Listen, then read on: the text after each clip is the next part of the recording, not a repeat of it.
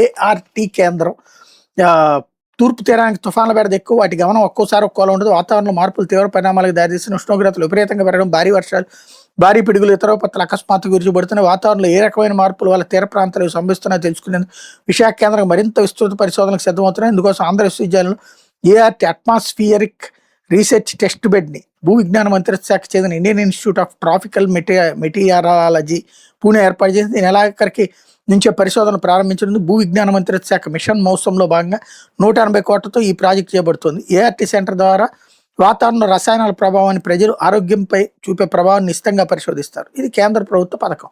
ఆ ముక్క రాయడానికి మళ్ళీ మోడీకి ఎక్కడ పేరు వస్తుంది అన్నది. అక్కడేమో ఇక్కడ చూడండి అసలు ఈ 3 వార్తలు. చంద్రబాబు సర్కారు చేసిన తప్పుని ఆ రోజునేమో గొప్పగా ప్రొజెక్ట్ చేసింది, ఆ పైన ఇప్పుడు జరిగితే అధికారులు తప్పు అంటుంది. ఇంకోటి, మోడీ సర్కార్ ఇచ్చినటువంటి దాన్ని జగన్ అమలు చేయడం ప్రారంభించి ఎలక్షన్స్ వచ్చినాయి అని ఆగితే, అది 2 ఏళ్ల నుంచి వీళ్ళు అమలు చేయకపోతే ఆ తప్పు జగన్ ఖాతా, అధికారుల ఖాతా. దాంట్లో బాబుకి ఏం సంబంధం లేదు. బట్ అదే సందర్భంలో విశాఖలో ఇచ్చినటువంటిది కేంద్ర ప్రభుత్వం ఇచ్చినటువంటి దానికి అసలు కేంద్ర ప్రభుత్వం పేరే వాడడం, ఆ డిపార్ట్మెంట్ పేరు వాడతాం. అంటే జర్నలిజంలో ఒక వ్యక్తుల కోసం, ఒక పార్టీ కోసం ఇంతగా దిగజారిపోయి మిగతా వ్యవస్థలందరి గురించి తప్పుడు సమాచారం ఇవ్వడం అనేది వీళ్ళకే చెందినటువంటి అంశం. లేకపోతే వివేక హత్య కేసులో సాక్షులు బెదిరించారు, ఏపీలోకి అనుమతిస్తూ వాళ్ళని ప్రభావితం చేయగలరు. వైఎస్ భాస్కర్ రెడ్డి పిటిషన్లో సిబిఐ సునీతారెడ్డిల వాదన. బెయిల్ షరతుల సడలింపుపై తెలంగాణ హైకోర్టు తీర్పు వాయిదా.